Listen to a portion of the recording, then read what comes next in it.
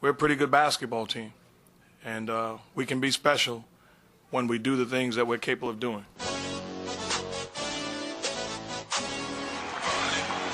We're going to bring y'all into our huddle.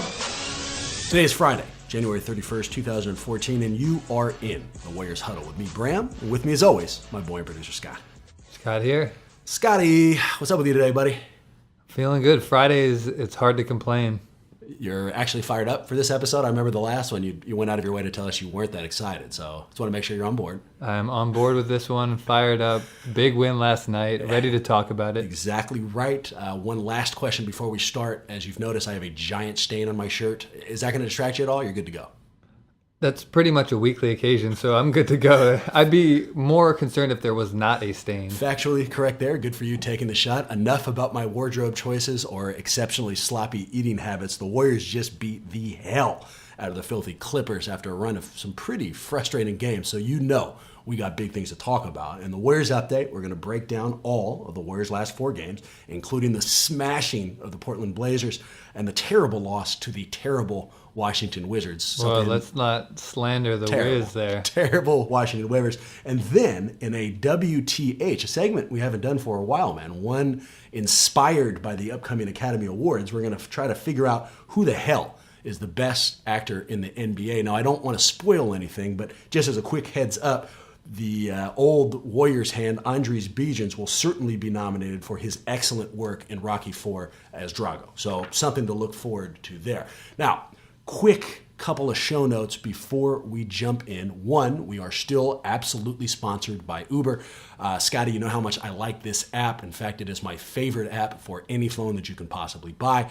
This thing you can download for free if you're looking for a ride somewhere, either because you're too hammered to drive or you just don't feel like driving at all. Press a button on your phone, a car comes to you, and because they already have all your payment information, you don't have to have any cash or nothing like that. They just come and take care of it. Now, secondly, on the Uber front, and this one I'm pretty excited to tell you guys about, is a huge thank you from Scotty and I to all the people out there who have been nice enough to download and to listen. In fact, just downloading is enough for us. If you download this app, which is free, and you sign up for an account for it, which is free, you then enter in the promo code, Huddle, Huddle. You now have a free ride for up to $20 anywhere you want to go. Please. First ride, you'll get that free. I mean, that's great. It's worth it to do just one time. Exactly right. Consider it a thank you. Take it anywhere you want. If it's up to me, take it to a bar. If it's up to Scotty, I'm sure he'd suggest something slightly more less shady, I guess, and less degenerate. But obviously, it's up to you. Now, second show note. This one I'm pretty excited for, Scotty. Yeah, me too. Very fired up. Big announcement. I'll let you handle it, man. You handled the first website. Why don't you handle this one too? Well, we are going to be leaving letsgowarriors.com and we are going to be joining up with warriorsworld.net. Hey-o. So we're very, very excited about this opportunity and to join the Warriors World team. They got a great squad over there. Yeah. Definitely very fired up. Yeah, Let's Go Warriors, phenomenal. We still absolutely suggest you guys continue to check out that website, but warriorsworld.net, amongst multiple reasons, including the fact that they've been up for a long time, have a great presence online. They are also an ESPN affiliate. So it pleases me in a way that is difficult for me to express, as shown by the fact that I actually stumbled there, to say that we've had this opportunity and we can't wait to develop this relationship with Warriors World, man. It's going to be a lot of fun, I think. Yeah, definitely. All right. Enough about the show notes, baby. Let's jump in. Let's go through past scores, current standings. There have been 4 games since the last time you and I got a chance to get behind the mics. It was a 121-120 terrible loss to Minnesota. We then turned it around and put up a 103-88 very impressive win over Portland. Then, just to keep the inconsistency up and running, we had an 88-85 loss to Scotty's terrible, terrible Wizards. Revenge. Terrible Wizards. And then just last night, a 111-92, so much fun to watch win over the terrible Los Angeles Clippers at home. Warriors are now 28-19. We are 7th in the West, only a half game behind Phoenix for 6th. But the other side of that equation is that we are only 2.5 games ahead of 9th place Memphis, who's coming on strong, man. They got Marc Gasol back, something I'm happy about for fantasy reasons, not so happy for reality. And Memphis is now only, like I said, 2.5 games back. So we're in the playoffs, we're cemented, but it's a little closer than I'd like. No, they cannot rest on their laurels at this point in the season. I just don't think you're just never going to feel confident being in the West Coast in the Western Conference this season. Yeah. You're always going to have to keep winning basketball games. Yeah, I mean, it's such a difficult conference. I don't think we're going to get the type of separation we'd like to see. Also, before we're too far away from it, I've used the phrase a bunch, but I don't know what laurels means. I'm just going to throw that out there. I feel like we say it all the time, but I don't think we should rest on them either, but I don't know what the hell they are, so hopefully the Warriors won't make that mistake. I want to get to the games. Let me give you just a quick note, Scotty, one that is not quite as important to say as it was a couple of days ago after this Clippers win. Is this going to be Mark with a C's power rankings? You know, I almost skipped Mark with a C. Thank God you said that. Now, it's not happy Mark with a C news, so I'll get through it fast. They were 5th last week. They are 8th this week, but that came out before both the Washington loss and the Clipper win, which is why I was just trying to get beyond it. It's not as legitimate as it normally is. Seems like they're plummeting. Well, I wouldn't go so far as to say plummeting. I will say that they are still top 10, which I'm happy to see.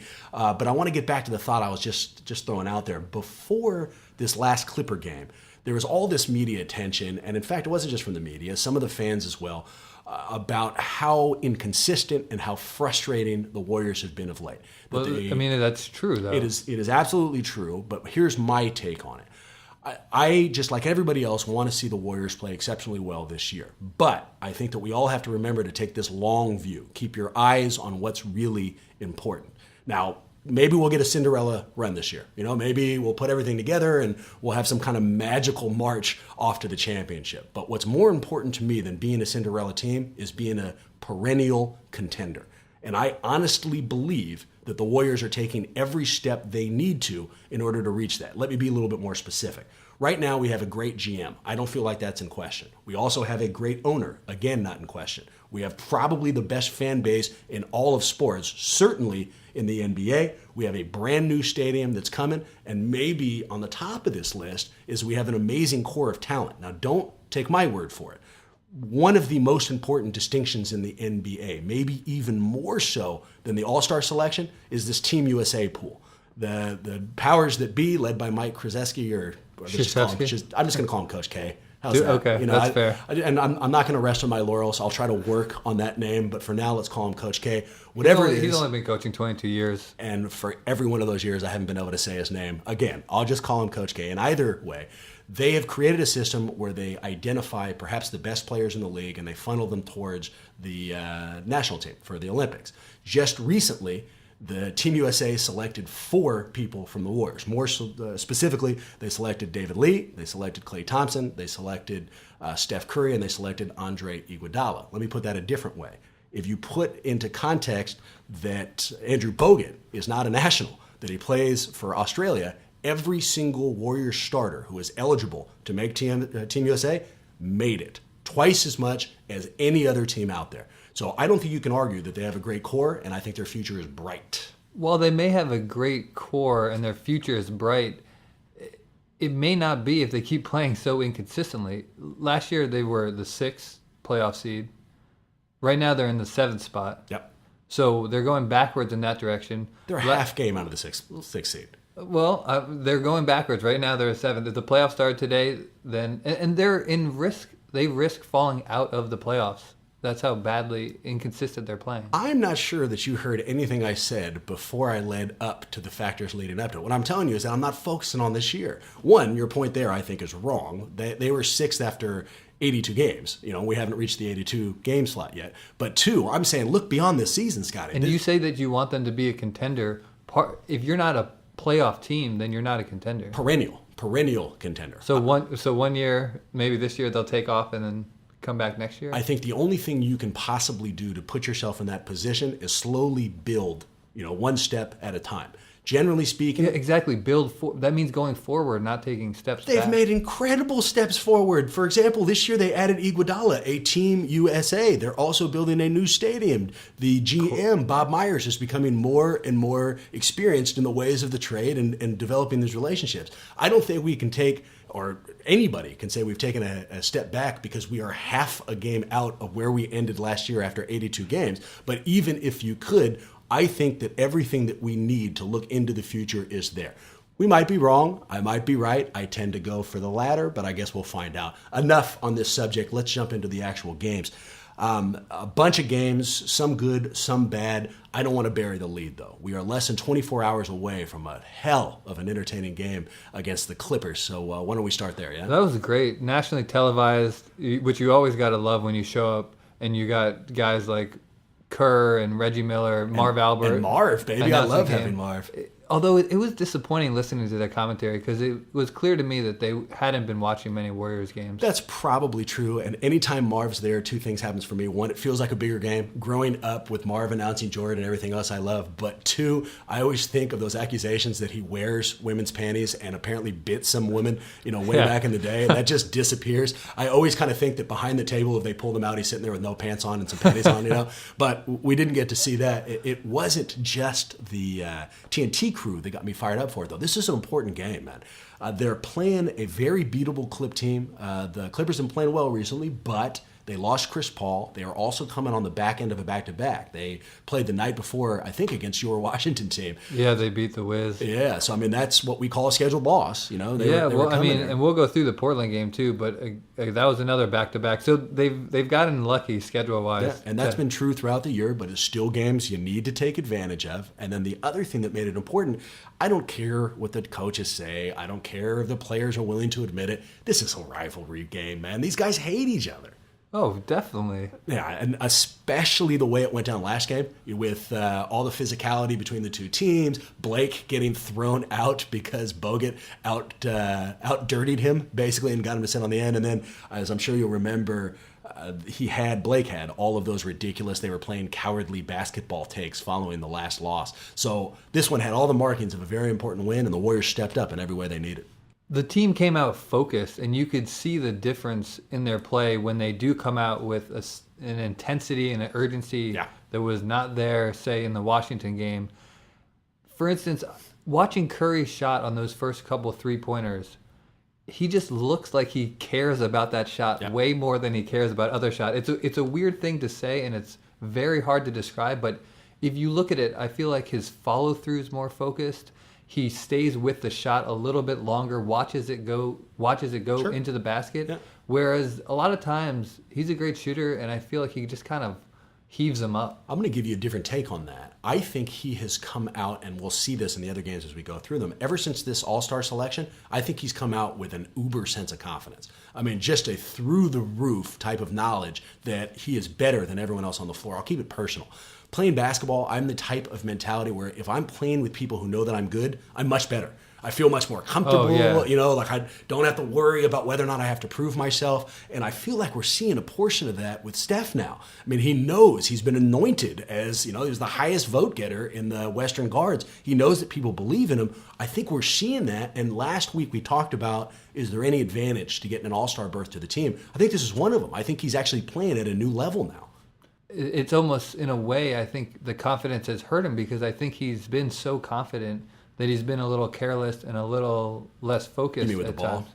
Well, yeah, with the ball, definitely. But I don't know. Even some of his three-point shots are just off the mark. They're rushed. They're just not good shots. And in this game, he seemed to actually focus on taking good shots and not forcing it when it wasn't there. Well, whether it be confidence or focus, whatever the word, he was an absolute all-star. Ended up at 22 and 7, only had 3 turnovers, which is a huge thing for him. He also had that sweet-ass sequence towards the end of the game where he threw a reverse alley-oop to Andre Iguodala. Then the very next play, crossed up Willie Green, took a step-back 3 as a dagger, put him back up 20. So he had a series of all-star plays.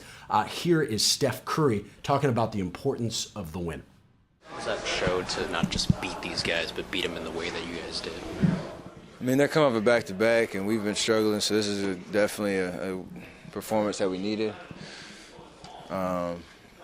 obviously we understand how well they've been playing even without CP, and like I said, we're trying to move in the right direction, and every time you face a team that's ahead of you, you want to leave an impression in case we see it down the road, and we have to have that mentality every night.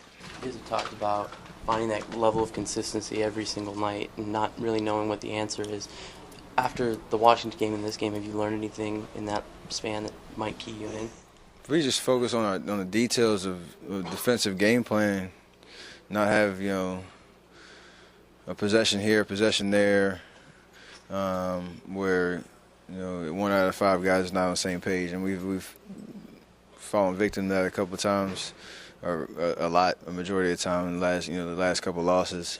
So if we stick to the game plan, whether the team makes shots or not, everybody's on the same page defensively, and we feel like we've got a great shot to win because our offense is gonna be there. And even when it's not, that's when you have to really rely on the defensive end, and not trying to score 115 points and such to get wins. You know who else played remarkably well? And we always say he adds all these intangibles, but in this game he actually had an effect on the game that you can measure, is Andrew Bogut. The guy ended up with 14 points, 17 rebounds, 3 block shots, and he did it basically in 3 quarters because he had all that foul problem, so we didn't see a whole lot of him after the third.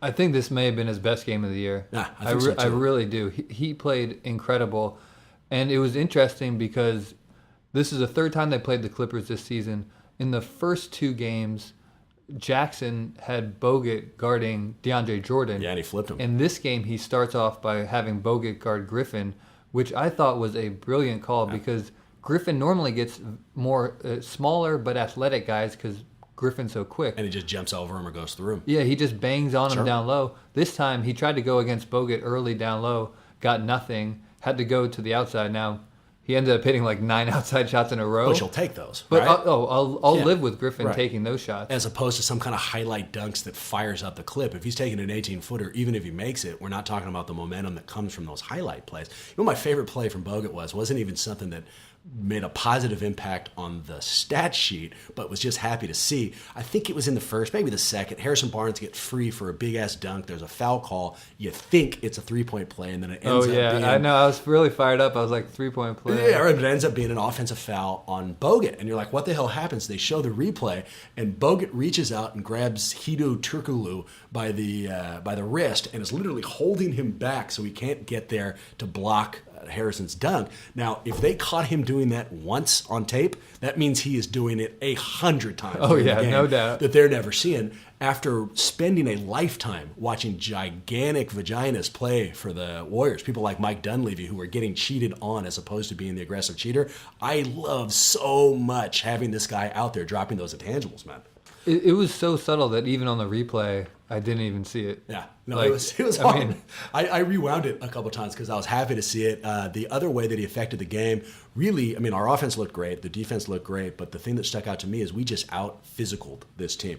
The Warriors beat them in points in the paint, 66-22, beat them in second chance points, 18-13, and beat the hell out of them in the rebounding battle, 53-34. So, I mean, he made an impact. And the ball movement was back. Yeah. You saw a fluidity in the offense early on that you hadn't seen. I think they had 13 assists in the first quarter compared to 19 assists for a game against the Wizards. So. Exactly right, man. You have difficulty saying the word fluidity. Try saying the word Coach K. I mean, it is difficult things, man, regardless of 22 years of experience. Last take on Blake. I know we're spending a lot of time on this game. We can move on pretty quickly, but he had a great game. He ended up with 27 points. Only got 3 rebounds. He made an impact, but here's He had a great first half, I would say. yeah, that's fair. He disappeared after the half. Here's the portion of the first half that he didn't play so phenomenally well. In the first 5 minutes, he gets shit on by Bogut on an alley-oop. He gets his one of his shots tossed by Bogut, and perhaps the best part is that before they started the game, they had the TNT guys, Barkley, Shaq, Ernie Johnson, and they're all talking about the fact that Blake is getting this reputation that if you hit him hard enough, he never comes back. He'll wilt. He can't handle the contact. And Barkley was saying things like, he needs to stand up and fight. Now, a couple of things. One, to get your shit tossed, to get dunked on, and to be called a giant bitch by the TNT people before the game even starts, fantastic. 2, here's a question for you. Personality-wise, if someone comes up to you and they say, all right, look, you're getting a reputation for being soft. fight. You have to fight next time. Can you just do that? Is there a switch that you can turn on? I mean, it seems like that would be impossible. In the context of the NBA, I think it's impossible. I mean, maybe if I'm in prison, Because you feel like you have to. Yeah, you feel like you have to, and I mean, it may actually mean something in prison. Versus, I don't think everyone knows Blake Griffin is soft, and he's gonna not be a guy who's gonna fight. So if he does it once, it's just not gonna change the opinion. And I think overall, in Blake's mind, and one reason why I don't think he does it is it's a distraction for him. That's not the type of guy he is. If now he can barely make free throws. If he has to start focusing now on how do I look tough as well? What the hell is he going to do? I'm with you on that because I really don't think I could turn on a switch. I'm not a fighter. Like, that's just not my personality. You come and slap my mother in front of me, I'm fighting, just because of whatever internal reaction I'm going to have. But if Scott, you came up to me and said, like, look, you're getting this reputation out there. The next person says anything to him, you've got to slap him. I can try to psych myself up for that as much as I want. But when somebody says something to me, chances are I'm not going to slap him. That's not who the hell I am. So I thought that was an interesting thing. And you got Matt Barnes on your team, who should be stepping up anytime you need him. And they had Steven Jackson on there before they cut that's him. right. Yeah. So, these guys should have been getting his back. My last take on this game, Hito Turkoglu, I hadn't seen that guy for a while. I'm not sure what the hell he's doing in the league, but here's what I wanted to run by you. I am fairly certain that guy has the worst breath on the face of the earth. I mean, I don't know what it is about his face, but it looks like he could melt diamonds with his breath. I have no comments on Hideo Turkoglu's breath. I have not been lucky enough or not lucky enough to smell it. I feel like if he checked his watch, he would melt its face. Anyways, enough about an amazing Clipper game. Let's turn our attention to a not-so-amazing loss to the Minnesota Timberwolves. We're now resetting ourselves back in time. This was the 121-120 loss to Minnesota. This was another really winnable game, man. We're rested, they're at home, they're playing a pretty crappy T-Wolves game. I'm getting tired of dropping these, Scotty. I don't understand why they didn't beat these guys. At home, too. That's where you really don't expect a loss like this to happen. Right, At man. the Oracle, with the crowd, with the home court. I mean, you're familiar with the baskets. You're sleeping in your own bed. It's like, how does this happen? You've been telling everybody that one of the reasons that our record is not as good as it should be is because you haven't had these home games. Now you have one against a team you need to beat, and you come out and play just terrible defense. Now, predictably, we got torched by Kevin Love. This dude's the man. I mean, I'm not going to tell you that he's not. He's phenomenal. He ended up with 26 and 14. In fact, I've said this before. I'll say it again. I am desperate to trade for Kevin Love. I think that every time he comes into the Coliseum, we should give him a standing ovation. Just constantly remind him we'd love to have you here. Maybe you should consider coming because I don't think he's going to stay in Minnesota. I don't know if that's a possibility, but it's willing to go. But again, this guy is a true all-star, huh? He's phenomenal. He's on my fantasy team, just pouring in stats. Yeah, I hate you for one that. after another.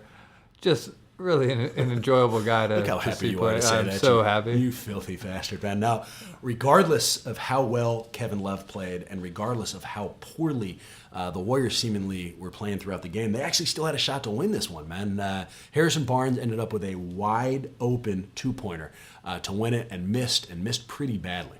Yeah, Curry got double-teamed and had to give it up, which I think was the right made the right decision. play. Yeah, I think he did. He gives it over to Barnes, who misses it.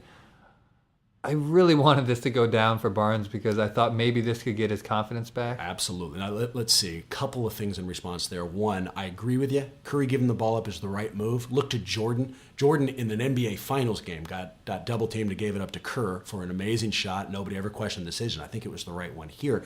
Two, Harrison needs a spark. It's one of the things we didn't talk about in the last one. He actually played pretty well against the Clippers, opened up with a big dunk, and that seemed to kind of loosen him up a little bit. Like Griffin, just a good first half, I would say. Yeah, well, fair enough. But he missed all the shots in the second half. He had something, though. We haven't had anything to talk about with him, and that actually leads to this next point. I've been really frustrated with Harrison. I don't know what the hell is going on with him, man. What do you think about this move? If you're Jackson, what about starting Harrison and letting Iguodala come off the bench? Because Iguodala, I'm not sure he's 100% healthy. He's been playing like garbage. And he's a veteran who's not going to be upset by that move. Exactly. Yep. He's a guy whose mental game would understand that Yeah. and could totally come in and fill the role of a sixth man. I agree with you. Here's kind of a weird concern. I don't even know if it's on the money, but basically what we're saying is that Barnes isn't mentally tough, that he does not accept the role as someone who comes off the bench. If they move him into the starting lineup now, there's not going to be any subterfuge. They'll know exactly why they're doing it. He didn't earn it. They're doing it because they're trying to spark him. If this guy is as mentally fragile as we're saying, I don't know if that's going to be the spark. He could just be pressing even harder, It's possible, but I would like to see it happen because he's got to become a factor in these games if they're going to go deep into the playoffs at all. And another concern, I was just saying how much I'd like them to trade for Kevin Love. If you're going to make some kind of a move like that, it's going to require a young chip. We used to say it would be either Klay Thompson or Harrison Barnes. I'll tell you what, he keeps playing like this, we're not going to be able to trade for Steve Novak, let alone Kevin Love with Harrison Barnes. Now, this is depressing me enough, this conversation, where I could use a little bit of encouragement from my boy Mark Jackson. Here's Mark Jackson after the game reminding us why we shouldn't be so worried about the loss to Minnesota. I'm not concerned about that. I believe in this basketball team, and I believe when we do the things we're supposed to do and what we're capable of doing, we're going to be just fine. So I'm not panicking here, but I'm going to demand of my basketball team that we do the things that put us in position to win. And when we do that, I don't care who comes in here or where we go, we're going to be just fine. Former great coach Pat Riley told me when he coached, a team I played on, you got to have the disease of greed. You got to want more, and you can't be satisfied.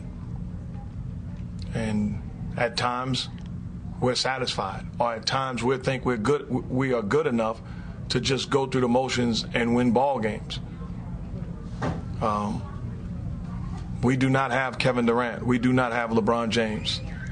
The way we win games is collectively, getting it done defensively, special nights by individuals, and we're paying the price by, at times, not getting after it and not staying true to what our identity is, and that's a defensive-minded team. A couple things for you, Scotty. One, I love anytime you can bring up Pat Riley, disease of greed, like that kind of stuff. I mean, my coach said, don't be complacent, but leave it to Pat Riley to turn it into disease of greed. No, exactly right. And for Mark Jackson to effortlessly remind us a couple of things. One, I'm a great speaker. Two, I learned from Pat Riley, so you may want to sit back and hear from me. But here's the other thing.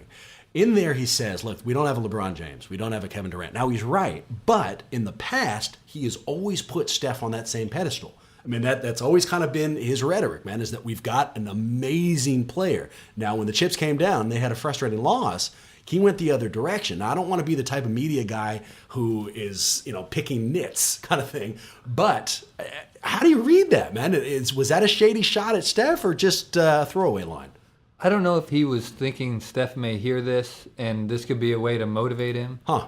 Because sometimes I think coaches will do that. They'll use the media, or he may even said that in the post game to his team right in front of Steph on purpose as a way for Steph to just be reminded, like, look, I do still have room to grow and get better. Yeah, need to get there. I mean, I guess I can see that. I don't, I think it's too far to say that he's losing confidence in his player or that there's some kind of wedge. I mean, obviously that's ridiculous. But it was interesting to see him back off, because one thing that Mark Jackson has done steadfastly throughout his career here is talk about how they've got all the pieces they need and that they are phenomenal. One of the takes is that we have our superstar. So it was interesting kind of to hear that, he's going the other direction. How do you keep these guys motivated at this level when they're playing games day in and day out? So maybe you do take subtle digs at this. I don't think Jackson normally does go the negative route. Yeah. So maybe it'll be actually even more effective. No, that's fair. That's fair. Last couple takes from me. One, you remember when J.J. Barrera was like this huge playoff force and considered to be a big free agent? Remember, like after that Dallas run, everyone was like, man, this guy's kind of changing the game. He is a gigantic loser now. I mean, just gigantic. Yeah, see what happens when you don't have Nowitzki. Right. And I forget who was guarding him in that playoff series. Maybe...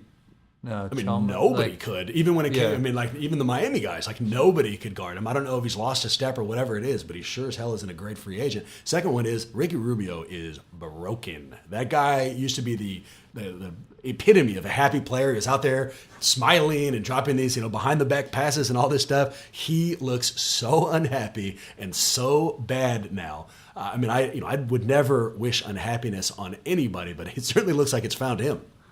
I'm not sure what's going on there. Cold winter in Minnesota, I think. They've had that polar vortex hanging around, sub-zero temperatures.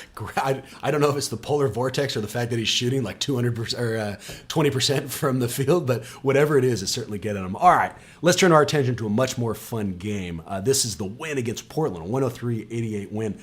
It was a chance not just to snap out of a funk, but to show the league that they are still exceptionally good. Portland has been phenomenal throughout, the entire season. This was a chance to show the world that we belong in the same sentence as them. Now, you pointed it out already. We had Portland on the back end of a back-to-back. It was a scheduled win, but again, you need to win these when you can. They definitely do, and they did it with defense. It's really kind of simple sometimes. We spend all this time analyzing it, but playing defense does remarkable things. Portland was the highest scoring team in the NBA, held them to season low 88 points. Yep, and they held them to 30% shooting, which is their lowest percentage in this year. Here's something I never thought I was going to say. David Lee was probably the anchor of that defense. He smothered LaMarcus Aldridge and kept him way below his average, although I will add it wasn't just defense. Steph played phenomenally well again. I think this was... No, I'm sorry. I was going to say I think this was his first game after the All-Star selection. It wasn't. It was the second one, but he was still showing the kind of confidence we were talking about before. He ended up with 38 points, 8 assists, and 7 boards, the type of All-Star performance you'd see from someone like Kevin Durant or LeBron James. So maybe he was just sticking it to Mark Jackson. Maybe that motivation worked. And it was great to see him win the battle against Damian Lillard. Yeah, exactly right. And so much so, and phenomenal setup from you. Here's Damian Lillard talking about Steph's performance. How do you sum up Curry's performance? He made tough shots. Coming into this game, we knew that he liked to pull up for those threes off pick and rolls, and those flashy passes, and just real crafty. And he played that game tonight. He played a good game, and we pursued him on pick and rolls. We contested the shots, and he hit deep ones. He had contested ones, and he played a great game. Know who else played well, and it's a name we haven't dropped, for longer than I like, is Klay Thompson. Now, there was a period of time when you and I had some disagreements about Klay. Now, I'll own up to my bad portion of it. I always said, look, trade Klay before you trade Harrison, because I think Harrison's more valuable. Looks like I was wrong on that, but there was also a long period of time where you were willing to trade Klay for almost anything, including Danny Green. Can we finally get on the record now you were wrong on that, or what? That would have been a bad trade to make. What a big mature moment for you there, Scotty. I mean, that's just nicely handled. It takes a very large man to admit what the hell and when the hell they're wrong. So nicely done. But I can say right now, I'm not going to be. I am not going to be excited about the contract they pay Klay. If I didn't have all these stains on my shirt and felt more confident about myself, I'd give you more crap about that. But since I'm still kind of wavering on your scalding take early on, I'll let you get away with it. All right, we have to talk about this. I'm sure you've been chomping at the bit to do it, so let's get it the hell out of the way. This is the loss to Washington, 88-85. Washington came in. Now the Warriors had a chance to put a couple wins together, and it was a good chance because, as I said before, Washington sucks ass, but they beat us. They beat us to the punch. This was. I went to this game. Of course you did. I brought myself to it with a friend. I had to get my own tickets. Couldn't rely on you this year. Well, I invited you, but I think we both know that I wouldn't have brought you. I mean, I can't believe it. That's still like really stinging. It stings. Can I ask you an honest question? Yes. You got yourself tickets. You had 2. Yeah. Did you think about inviting me and then think, you know what? Hell no, that guy screwed me, or was I never really in the discussion?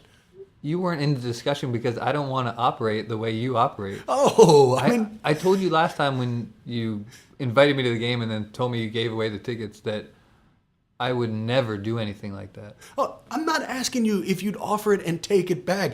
Keep your morality tags to yourself and whether or not you'd operate like me. I'm just asking, did you think to yourself, maybe I'll invite... No, I'm not going to invite Bram. Or did it just immediately go, you know what, I'm just going to bring my other boy? It was just, I'm going to bring my friend. I brought my friend who's grew up in D.C. with me. So he's another fan. Another Wizards fan. That's too bad. I knew that you're at the game, and I spent the time thinking, like, this bastard. I thought the least he could do is offer and then not bring me. Didn't even give me that courtesy. We had this great old school guy sitting behind us, the type of guy who still goes to watch high school basketball games. Nice. Even though he has no kids there, just loves the purity of the high school game. Was he old school fan from the list we put together a couple weeks back? Yes, he was definitely old school fan. And just the type of guy who loves fundamentals. Like Spates took an outside shot and he goes, "He's not our shooter." Yeah. You know, he's got specific roles. He refers to players by their first name. So when David Lee misses a layup, he goes, "Come on, David." Sounds like a guy who wasn't there with anybody. He was there with a much younger guy. Huh. Yeah, I don't know what the relationship was because they were sitting behind me, so it mostly was an audio thing. Generally speaking, those people who throw out those little, those little segments, those little comments, "Come on, David, who's not our shooter," they're trying to start up conversation with the people around well, him. He's definitely honed that by going to these high school games on his own. Definitely. But going back to the game itself, gosh, this was a sloppy game. Just a disgusting one on both sides. The Warriors have a lot of concerning tendencies. We've talked about their lack of consistency. The other thing that they do is they tend to play up to or down to their competition. This, I'll let you figure out which one of the two I think it was. It's a concern that I am not the only person who has. Andre Iguodala had the same. Here's Andre about that very problem. At times we can play to the level of the competition on paper, but we're in the NBA and, guys are, some guys want to have great nights, some guys are going to have bad nights, but at the end of the day, it's a lot of talent out there on both sides, and, on paper we look like a great team. So, we can get comfortable with thinking we're going to pull it out at any given moment. And, we got to do a better job of just having that killer instinct no matter who's coming here to play. We're at home. We have the luxury of, being at home. We got a great fan base. They're really into the games regardless of the score. They're with us to the end. And, that's not normal in the NBA. So we can get comfortable in our home setting. And, we got to do a better job of just being sharper when we're here in this building.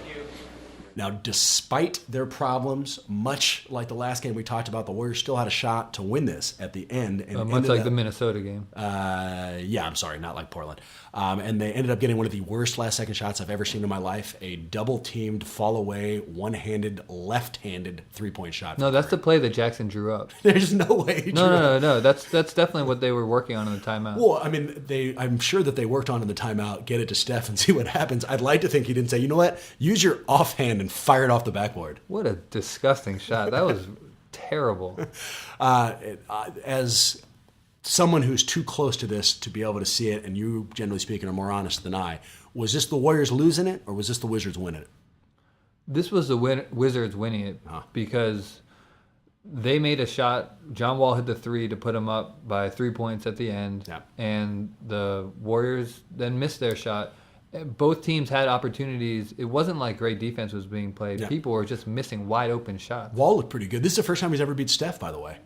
Looked that up. The first time he's ever beaten him in his career. He looked pretty good. He's gotten better. Bradley Beal's gotten a little bit better, too. I'm not sold on Wall. I really am not sold on Wall. No, I'm not sold on Wall as a max player. I think he's a great player, certainly someone who can start in the NBA and make a bunch of all-star teams, but he's not the type of guy you can give all this money to and then be able to expect to use the remaining money to build around. We've been talking about Steph's value. Now that he's an all-star selection, I think that we can say, given his contract, that might be the most valuable contract in the entire league. We don't have to chase down that subject, but it's certainly something that needs to be part of the conversation. Absolutely, and what I love about Steph as a point guard compared to Wall is Steph engenders people to follow him and get behind him, and basically he treats them in a way that's like he wants them to have fun with the game, and he's not going to like scream at people. Right. Wall, he does not get people to follow him. He tries very hard, but there were times in this game when the Wizards were up by a decent amount, and a timeout would be called, and if you looked at the body language of the Wizards headed to the bench, it looked like they were down by 30. And I blame that on Wall. No, I think that's his fair. body language is terrible. Well, if you are the face of the franchise, everyone's going to be looking for you to establish whatever kind of mentality the team has. So I think you're on the money. We're running out of time. I want to push us out of this game, but I also want to give you this closing, at least to watch it. Now, my understanding is that given our new website and its affiliation with ESPN, I'm only allowed 3 F-bombs. I've already used one of them, which is embarrassing, so I'm limited to 2. So let me just quickly say, Washington and John Wall. All right, let's move on. And let's turn to our next segment, the Who the Hell segment, where this week we're going to try to figure out who the hell is the best actor in the NBA. Now, we're not talking about people who flop or are asking for calls or literally acting on the court. We're talking about people who have taken their amazing talents to Tinseltown and have found their way into an actual movie. Scotty, why don't you start us off? You got to start off with Ray Allen, and he got game. Jesus Shuttlesworth. Jesus Shuttlesworth. That was a pretty amazing acting job by somebody who, for the most part, to me, seems to not have a personality. It was, I mean, honestly, I could not agree with you more. I thought he was going to be terrible. He showed a phenomenal range. Not only was he able to go out there and play, but he had a couple of porno-like sex scenes that he pulled off without a hitch. At no point did I think to myself, this guy is terrible, which honestly is probably the benchmark for most NBA actors, so he pulled it off pretty well. Who thinks of this when they do the casting call? Ray Allen? The guy has no personality. He never is one to get in front of the camera in any commercials. He doesn't really act. Yeah. But he pulled it off brilliantly. It's nicely done. And especially when you're opposite a guy like Denzel Washington, who has amazing acting skills, and you got to go up against him. He held his own. Knocked it out of the park. All right, here's my next guy. I want to award Popeye Jones for his really impressive work as Sloth in The Goonies. An amazingly iconic role. He's got the big "Hey you guys." Also, the super iconic Baby Ruth. You know, it's not easy playing retarded. And, you know, Sloth, I don't think they needed any makeup. He probably just showed up and went from it there. But the range that he was showing there. Absolutely stellar performance. Surprised he didn't get Best Supporting Actor for this one. Something. You know, I mean, Jesus, they normally reward that kind of thing. But it is what it is. Who else you got? Well, you can't leave Goonies that quick because... such a great, iconic that movie really holds up. My wife had never seen it. Whoa, what? The list of movies she hasn't seen goes on extremely long. Where is she from? Like Saturn or something? What do you mean she hasn't seen Goonies? But you always worry about showing an 80s movie again to somebody who wasn't there and seeing it at the time. But this movie, it holds up.